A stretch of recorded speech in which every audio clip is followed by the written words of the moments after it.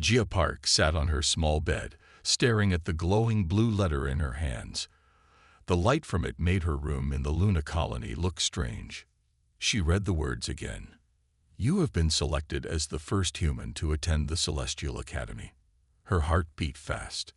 The Celestial Academy was the best school in the universe. No human had ever gone there before. This can't be real, she whispered. She touched the letter. It felt warm and smooth, not like paper. It was made of some alien material that shimmered like water. Outside her window, Earth hung in the black sky. Gia had lived all her 17 years on the moon, but Earth was still home to most humans. Humans were new to the stars. Other alien races had been traveling in space for thousands of years. The door to her room slid open, and her mother walked in. Gia, what is that light? Hannah Park asked. Then she saw the letter and her eyes went wide. Is that? I got in, Mom, Gia said. The Celestial Academy chose me. Her mother sat down heavily next to her. How? We only joined the Galactic Confederation 10 years ago. Gia shook her head. I don't know. But this is our chance. If I do well, maybe the other races will respect humans more. Her father, Dai, heard them talking and came in. When Gia showed him the letter, he didn't smile. This will be dangerous, he said. The aliens there won't want a human to succeed. I know, Gia said. She stood up and looked at the Earth again. But I have to try. The next day, Administrator Tayo, Earth's representative to the stars, came to their home. He was tall and serious. The Academy rarely invites new species, he told Gia. This is a test for all humans. If you fail, it could be centuries before they invite another human. I won't fail, Gia said. Tahoe didn't look convinced. You'll face creatures with powers you can't imagine. Some can read minds. Others can move things without touching them. Some are made of crystal or fire. What can I do to prepare? Gia asked. Be human, Tahoe said. Our strength is that we adapt. We change. We never give up. In the next few weeks, Gia studied all she could about alien cultures. Her father taught her engineering tricks that might help. Her mother, a xenobiologist, told her about alien biology. On her last night home, Gia packed a small bag. She didn't need much. The Academy would provide everything. Are you scared? Her mother asked. Gia nodded. Yes, but I'm ready. The next morning, a ship unlike any human vessel arrived. It had no engines that Gia could see. It simply appeared, hovering over the Luna colony, waiting to take her to the stars and her destiny. The ship traveled faster than light. Gia watched stars blur outside her window. When they slowed down, she gasped. Ahead was the Academy, a massive ring floating around a bright blue star. We will dock in 5 minutes, said a voice that didn't sound like it came from a mouth. When Gia stepped out of the ship, her body felt wrong. The gravity changed as she walked, sometimes heavy, sometimes light. Her ears hurt from the noise of strange languages, even though her translator device worked hard to keep up. Human student, Gia Park, follow path B to registration, said a floating ball of light. The halls were filled with aliens of all kinds. Some had many arms. Others had no arms at all. Some floated. Others crawled. One group looked like walking trees. All of them stared at Gia as she passed. At registration, a tall blue alien with 4 eyes gave her a small device. This is your room key and map. Your biology is in our system. If you begin to die, we will be notified. Thank you, Gia said, not sure if this was meant to be helpful. Her room was at the end of a long hall. When the door opened, Gia saw her roommate. It was a being made of crystal, with sharp edges and a body that glowed from within. You are the human, the crystal being said. Its voice sounded like glass bells. Yes, I'm Gia Park. I am Mina. I did not request a human roommate. Gia put her bag down. I didn't request a crystal roommate either. Mina turned to face her fully. Humans are new to space. You should not be here. I was invited, just like you, Jia said, trying to sound brave. That night, Jia couldn't sleep. The air smelled strange, and the bed adjusted itself constantly. She missed her parents and the familiar gravity of the moon. The next day was worse.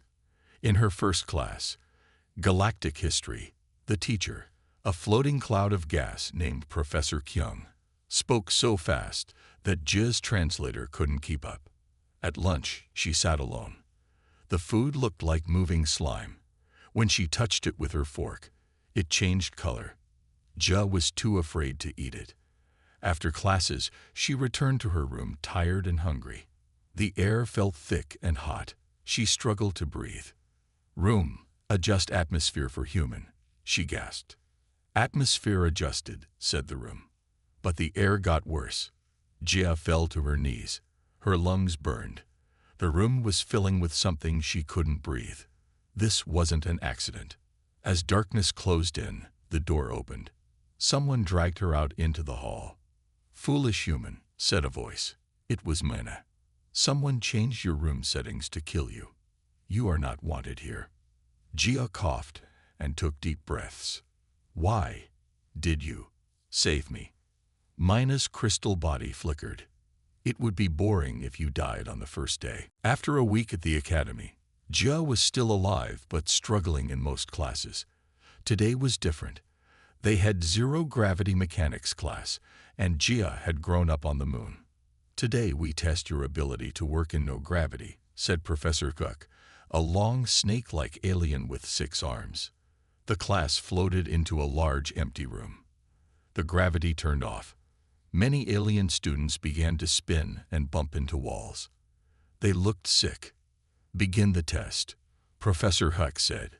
Move through the course and solve the puzzle at the end. Jia pushed off gently from the wall. Her body moved smoothly through the air. Years on the moon had taught her how to move when gravity was weak. The human is doing well, someone whispered. Jia reached the puzzle first. It was a box with moving parts. Students had to put them in the right order. Most aliens tried to use their special powers, mind reading, energy beams, or extra limbs. Jia looked at it differently. She saw that the puzzle wasn't about strength or special powers. It was about seeing patterns. Humans were good at that. She solved it in minutes. Professor Cook's eyes widened. First place to the human student. Later, in the food hall, a student approached Jia. This alien looked almost human, except its skin moved like water and its eyes changed color. I am Chunho, it said. You solved the puzzle in an interesting way. I just saw the pattern, Jia said. Most species try to use their strongest ability for everything. Humans look for different ways. Another student joined them. This one looked like a walking plant with flowers that opened and closed as it spoke. I am Iona, the plant student said. You moved well in zero gravity. Thank you, Jia said, surprised to have students talking to her. Chunho nodded. The Stellar Challenge begins tomorrow. All first-year students must compete in teams of 3. No one wanted me on their team, Jia said. We do, Iona said. You think differently. That is valuable. That night, Jia told Mina about her new team. Chunho is a collective mind, Mina said. Thousands of tiny beings in one body, and Iona's species can survive almost anywhere. Is that good or bad for me? Jia asked. Mina's crystal body sparkled. They are smart to choose you. In the Stellar Challenge, teams face unknown problems. Most aliens think the same way their whole lives. Humans adapt. You don't sound like you hate me anymore, Jia said. I am observing you, Mina replied. You survived the air attack. You won at zero gravity. You are not what I expected. For the first time since arriving, Jia smiled. Maybe being human wasn't a weakness after all. Maybe it was her greatest strength. Today we explore a real precursor site, said Professor Gunji. Her body was made of soft blue light. The class stood on an old space station. It was dark and cold. Machines that no one understood filled the rooms. The precursors built this station 50,000 years ago, Professor Yunji explained. They were the first great species in our galaxy. Then they disappeared. Jia and her team moved through the station, taking pictures and notes. Shunho used its many senses to study the air. Yona touched the walls to feel vibrations. In a small room, Jia found something interesting. It was a round device with strange marks. Other students had passed it, thinking it was broken. This looks important, Jia said. When she touched it, the device lit up with a soft green glow. Symbols appeared in the air above it. How did you do that? Jawan asked. He was a four-armed telepathic student who always watched Jia with angry eyes. I just touched it, Jia said. Professor Yunji floated over. No one has activated precursor technology in centuries. The device responds to her brain patterns, Shunho said, its eyes turning purple with excitement. News spread quickly. Soon, Jia was called to meet Counselor Taeyong, a member of the Stellar Council that ran the academy. He was very old and his skin was like paper. Show me what you did, he ordered. When Jia touched the device again, it glowed brighter than before. More symbols appeared. Interesting, Counselor Taeyong said. You will research this device and present your findings next week. Jia worked hard for days. The device seemed to understand her thoughts. When she wondered about star maps, it showed her the stars. When she thought about the precursors, it showed strange beings with 2 arms and 2 legs, not unlike humans. The night before her presentation, Jia left her research in the lab and went to sleep. The next morning, all her data was gone. Someone deleted everything, she told her team. Yeona's flowers turned dark red. It was Jawan. I saw him in the lab last night. Without your data, you cannot present, Juno said. Jia thought for a moment. Yes, I can. The device responds to me. I don't need notes. During her presentation, she stood confidently before the class and the Stellar Council. When she touched the device, it lit up and showed everything she had discovered. The precursors traveled through the entire galaxy, she explained. And somehow their technology recognizes human brain patterns. Impossible, Jawan said. Humans are too primitive. Counselor Taeyong leaned forward. Yet the evidence is before us. The question is, why do precursor devices respond to humans when they ignore all other species? Jia didn't have that answer yet, but she knew she had stumbled onto something important, something that might change everything for humans in the galaxy. All top students will join the Tournament of Minds, Headmaster Sujin announced. Her voice echoed in the Great Hall. This is our most honored tradition. Jia was surprised to hear her name called. After her work with the precursor device, she had earned a place in the tournament. What is this competition? She asked Mina. It tests your mind, not just your knowledge, Mina explained. You face challenges no one can prepare for. Many students fail. The tournament began the next day. Jia joined her team in a large white room.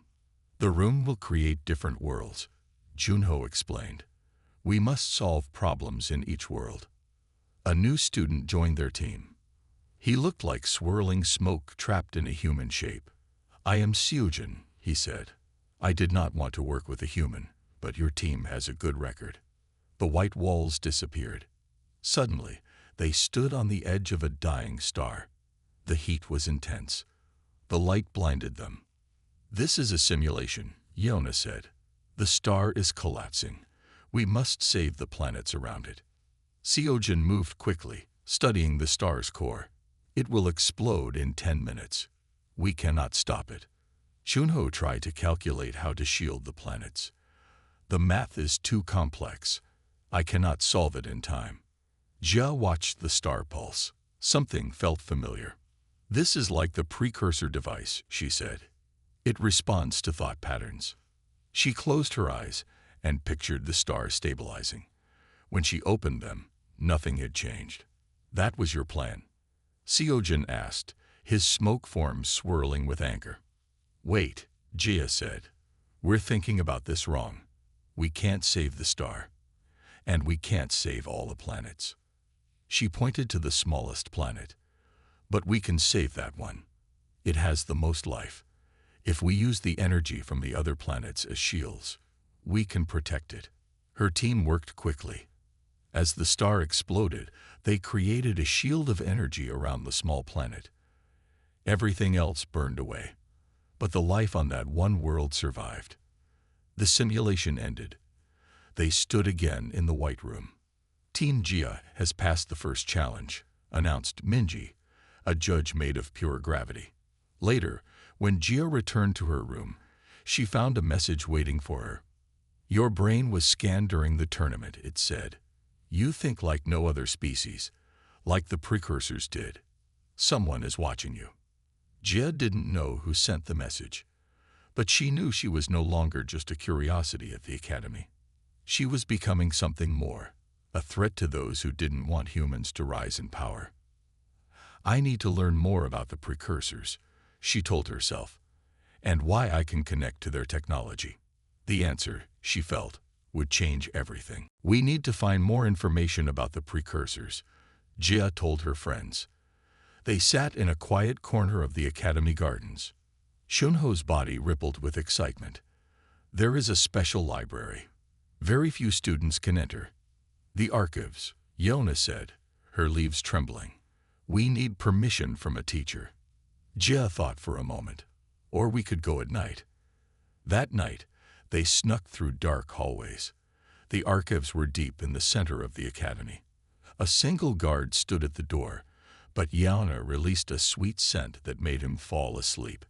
Inside, the walls were lined with glowing data crystals. Each one held thousands of years of knowledge. How do we find information about precursors? Jia asked. There, Junho pointed to a section marked with ancient symbols. They searched for hours. Most records were in languages they didn't understand. Then Jia found something. Look at this, she said. On a screen, she showed her friends a picture of a precursor. It looked almost human. 2 arms, 2 legs, 1 head. They look like you, Yona said, surprised. Jia kept reading. It says the precursors visited many worlds. They studied other species, and, suddenly, the door opened. Security Chief Jihoon entered with 2 guards. Students are not allowed in the archives at night, he said. His metal body made no sound as he moved. They were taken to Headmaster Sujin's office. The headmaster looked at them with her 6 eyes. Breaking rules is serious, she said. Why did you do this? I needed to understand why precursor technology responds to me, Jia said.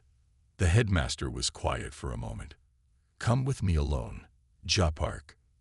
Jia followed Headmaster Sujin to a small room she had never seen before. Inside was a very old alien. Its skin was thin like paper, and its eyes were cloudy. This is Professor Neri, the headmaster said. She has studied the precursors for 500 years. Professor Neri looked at Jia carefully. Show me your hands. Jia held out her hands. The old professor touched them gently. Yes, Professor Neri whispered. It is as I feared. What is it? Jia asked. The precursors did not disappear, Professor Neri said. They spread their genetic code across the galaxy. They put pieces of themselves into many species. The professor's eyes met Jia's. But humans receive the most complete code. You are their children more than any other species. Jia felt cold. Why hasn't anyone told humans this? Because, Headmaster Sujin said, if humans knew they carried the legacy of the most powerful species in history, they might claim rights to all precursor technology. The balance of power would shift. Some at the academy want you to fail, Professor Neri added. Others want to study you. A few want you dead. Who can I trust? Jia asked. That, the headmaster said. You must decide for yourself. Word spread quickly through the academy. Jia Park could use precursor technology. Some students whispered that humans might be special. Others said it was just luck. One morning, a glowing message appeared in front of all students. Jia Park will face the celestial trial today. What is the celestial trial? Jia asked Mina at breakfast. Mina's crystal body dimmed. It is very old, very dangerous. Students who show unusual abilities must prove they deserve such power. Jia felt cold. Did you tell people about me and the precursor device? No, Mina said. But Jiawan did. He wants you to fail. At noon, Jia stood in the Great Hall. The entire academy watched. 9 ancient beings floated above her. They were the tribunal, older than any species Jia had seen. Jia Park of Earth, said tribunal leader Hyunwoo, his voice like thunder. You will face 3 challenges. Fail, and you lose all rights to precursor knowledge. The floor opened beneath her. Jia fell into darkness. She landed in a white room. A voice spoke. Challenge 1. Survive. The air became thin. The gravity increased. Heat rose quickly. Everything hurt. Jia remembered her training on the moon. She slowed her breathing. She moved carefully to save energy. She focused her mind on cooling her body. After what felt like hours, the room returned to normal. Challenge 1. Passed. The walls disappeared. Jia now stood in a library with endless shelves. A student waited there, Juan, known as the smartest in the academy. Challenge 2. Knowledge, said the voice. Answer more questions correctly than your opponent. Questions appeared in the air. About stars, planets, history, science. Juan answered quickly, never wrong. Jia struggled to keep up. Then came questions about Earth. Juan knew nothing of human history. Jia answered each one. Challenge 2. Passed. The library vanished. Jia stood on a platform above 2 worlds. One looked like Earth. The other was covered with precursor cities. Challenge 3. Choice. Save your heritage or save knowledge. You cannot save both. Below, both worlds began to break apart. Jia had to choose which to save. But she saw something everyone missed. The 2 worlds were connected by a thin bridge of energy. I choose both, she said. She touched the bridge and sent her energy through it. The connection grew stronger. Both worlds stabilized. That was not an option, said the voice. Yes, it was, Jia answered. You just didn't see it. She returned to the Great Hall. The tribunal looked down at her. The human found a third path. Tribunal leader Hyunwoo announced. She has passed the celestial trial.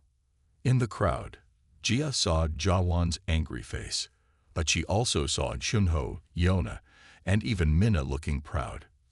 Something had changed. For the first time, she was not just the human student.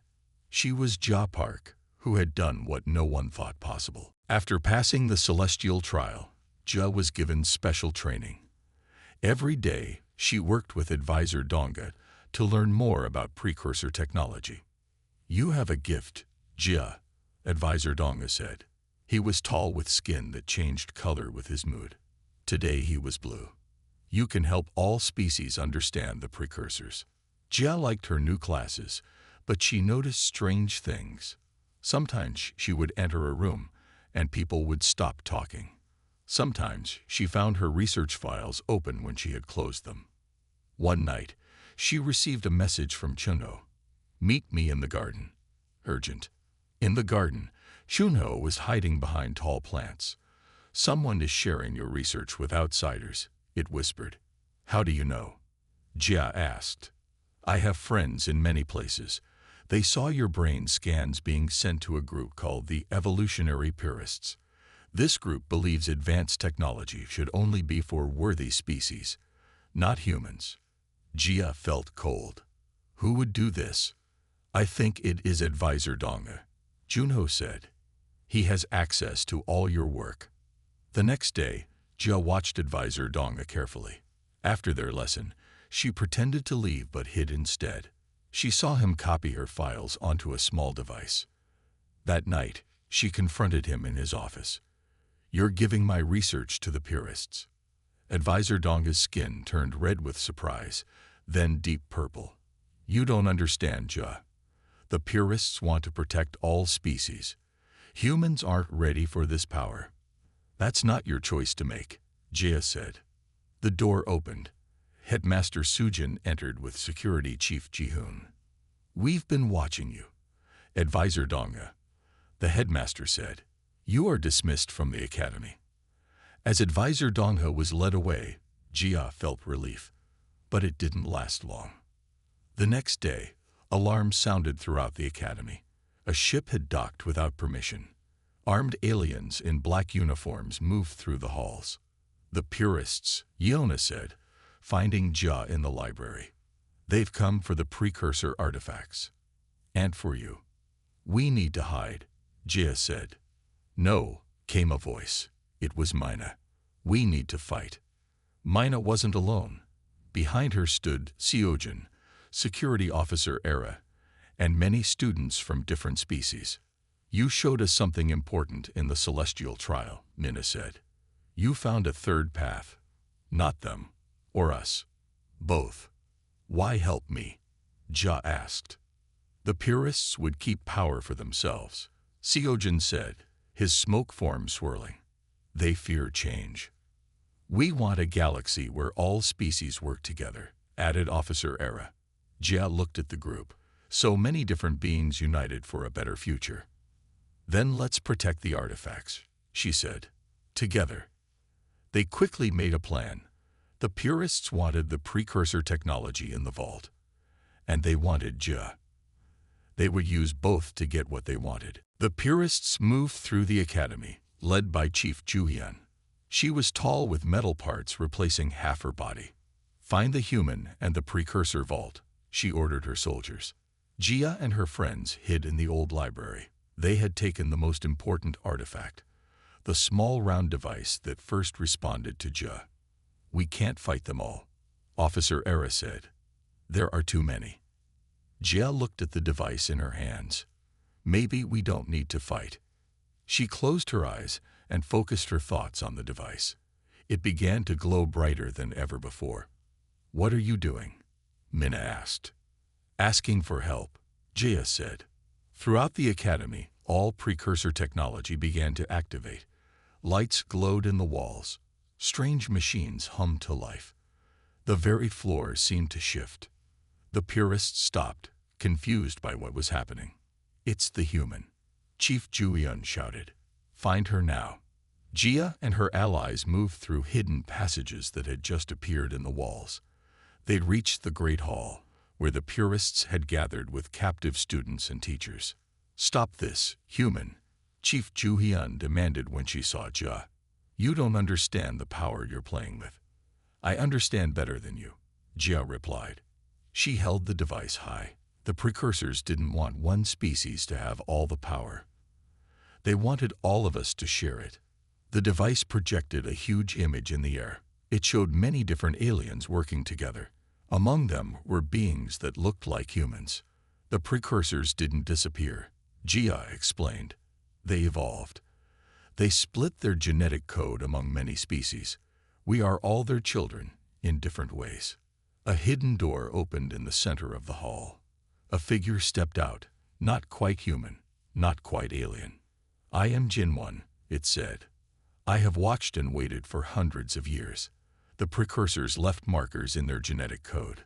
When the right time came, when different species could work together, the markers would activate. The being looked at Jia. Humans carry more of this code than others, not because they are better, but because they were the last world the precursors visited before they transformed. The purists lowered their weapons, shocked by what they were seeing. The legacy of the precursors isn't technology, Jinwon said. It's cooperation.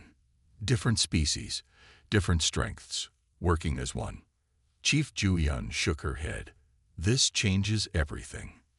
When the Confederation ships arrived to help the Academy, they found peace instead of war. Jia stood with her friends, Shunho, Yona, Mina, and many others from different worlds. That night, Jia looked out at the stars. In a few days, more human students would arrive at the Academy. She would help them adjust. She would teach them what she had learned.